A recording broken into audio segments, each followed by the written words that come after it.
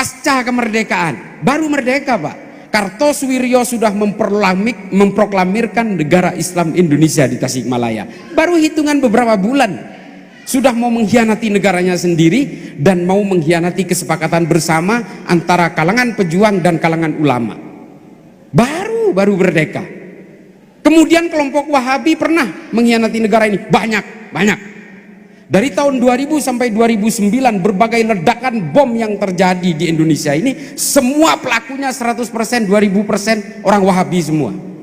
Bom Tentena, bom Malam Natal, bom Ritz-Carlton, bom JW Marriott, bom Bali 1, bom Bali 2, bom Sarinah, bom Kampung Melayu, Asahari, Nurdin M Top yang dulu pernah ditembak di sini, itu semua produk Wahabi semua. Pengkhianatan mereka. NU zaman Pak Harto, kita itu betul-betul diinjak, diawasi, diintimidasi supaya tidak berkembang. NU zaman Soeharto loh ini. Bahkan ketika ketua umum PBNU itu Gus Dur, dibuat sosok tandingan namanya Abu Hasan dalam muktamar NU di Cipasung di Tasikmalaya. Generasi milenial nggak paham ini. Kenapa? Karena NU ingin betul-betul dikendalikan oleh Pak Harto. Karena Pak Harto takut NU ini kekuatannya besar, takutnya mereka memberontak dan membahayakan kekuasaannya dia. Ini zaman Soeharto. Bahkan ketika Gus Dur diturunkan secara tidak normal pun ada orang Nahdien yang membanjiri Monas. Gak ada. Orang Nahdien gak ada yang jadi Monaslimin Pak. Gak ada. Kalau orang Nahdien kemudian tidak mementingkan negara ini, hadir semua ke Monas, diludahin Monas tenggelam Pak. Itu loh. Tapi kata Gus Dur apa? Tidak ada jabatan yang bisa dibela, yang harus dibela mati-matian, karena keutuhan negara ini jauh lebih penting. Ini Allah yarham Gus Dur. Nah, NU itu begini Pak, modelnya begitu. Makanya penting sekali buat negara ini, sehingga apa? Semua elemen ideologi yang masuk ke Indonesia itu ingin menghancurkan NU. Karena apa? Mereka ingin menumbangkan Pancasila. Kalau dua pilar utama ini habis tumbang, selesai, mereka akan dengan mudahnya menguasai negara ini. Saya sering cerita di YouTube, paling terakhir. Saya itu adalah salah satu tim penasehat pemerintahan Somalia.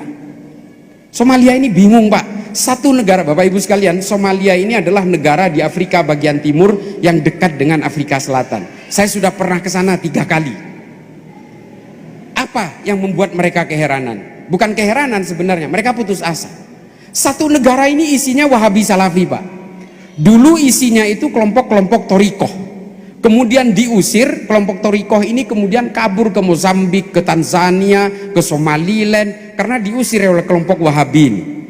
Satu negara ini, mereka sepakat sama-sama mengharamkan semuanya. Sama ya Wahabi gimana sih? Mengharamkan maulid, mengharamkan ini, mengharamkan itu. Tapi apa Pak? Perangnya nggak selesai-selesai. Setengahnya dikuasai pemberontak, setengahnya dikuasai oleh pemerintah Somalia. Pemberontak ini namanya Al-Shabaab. Mereka kebingungan sampai akhirnya mengimpor penasehat dari Indonesia. Saya. Tapi saya tidak bisa berbuat banyak. Sampai hari ini pun setiap konferensi dengan pemerintah sana, termasuk dengan presidennya, saya bilang saya tidak bisa memberikan nasihat apapun. Nasihat saya pada akhirnya normatif, sama seperti nasihatnya dari Daniel Kohler, teman saya dari Jerman. Sama Pak, Elena Groening, teman saya juga dari Skandinavia. Sama semua, normatif sekali.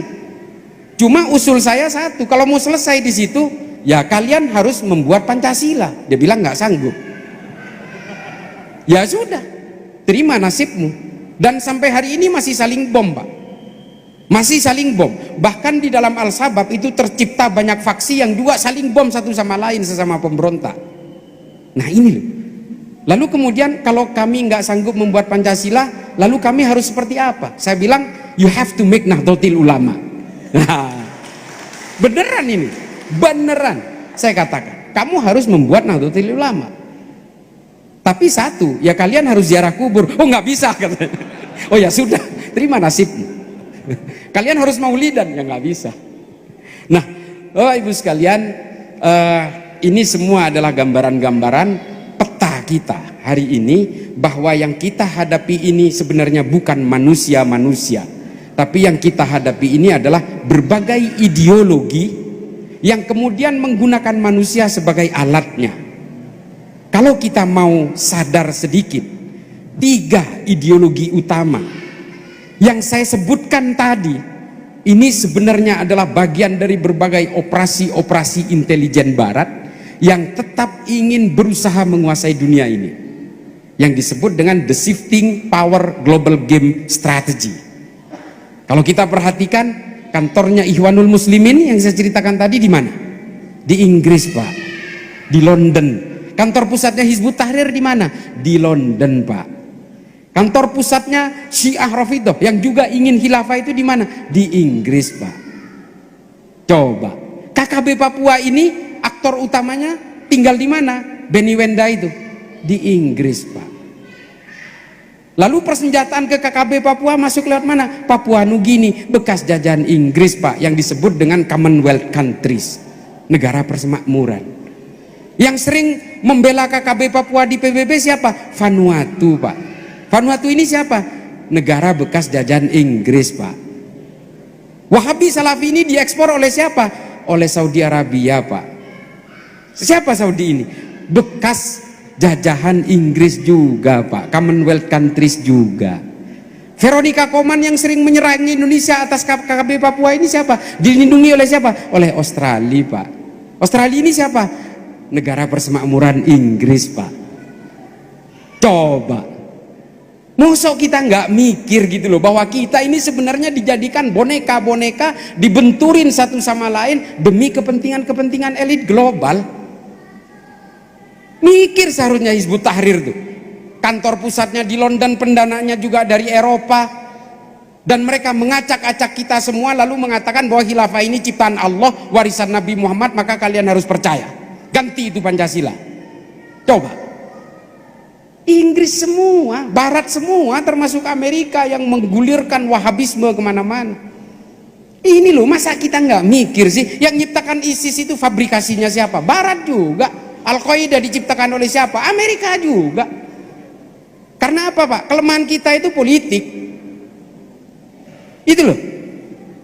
Nah, kemudian dari sini kita seharusnya sadar bahwa kita ini adalah political toys, boneka-boneka politiknya Barat.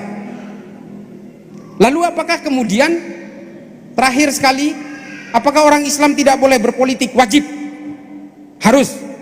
Ini Kiai Ali mewakili orang Karangploso dan Malang secara umum, mewakili kepentingan-kepentingan orang Malang di Jakarta. Harus, Pak, wajib. Kata Imam Ghazali dalam Ihya bahwa politik dan Islam itu seperti saudara kembar. Harus, Pak, berpolitik. Kalau enggak, siapa yang mewakili kita? Wajib.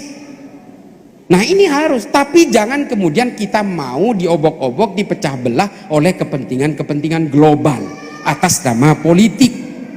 Nah, ini yang tidak boleh, Pak. Kesian umat kita. Saya kira begitu dulu, nanti ada tanya jawab. Terima kasih, mudah-mudahan ini bisa bermanfaat. Ibu-ibu, tolong tadi yang bagian pertama saya itu, mari didik anak-anak kita, cucu-cucu kita, adik-adik kita untuk menjadi ahli fikih perempuan supaya berdaya secara gender. Gitu ya. Kepada bapak-bapak, karena saya tadi mengatakan soal poligami, ya jangan tersinggung lah. Ini kan untuk bisa memberikan pencerahan kepada kalangan ibu-ibu. Terima kasih. Akhiran, ihdinas siratal mustaqim, wallahul muwaffiq ila aqwamit thoriq. Assalamualaikum warahmatullahi taala wabarakatuh.